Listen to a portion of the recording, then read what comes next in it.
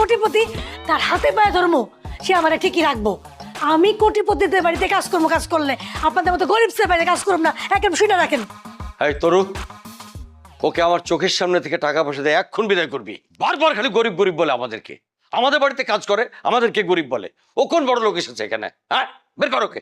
হ্যাঁ খালুজি, হ্যাঁ আপনারা গরিব না তো কি, আপনারা কোটিপতি, কোটি টাকার নোট আছে দেখাইতে তো পারলেন না।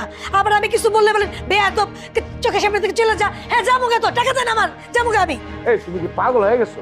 তোমার মাথা ডিস্টার্ব আছে? হ্যাঁ, কি সব উল্টাপাল্টা কথা বলতেছো বেয়াদবের মতো? হ্যাঁ, উচিত কথা বললে তো বেয়াদব হয়ে যায়। আপনার বাবা কি বলছে শুনেন নাই?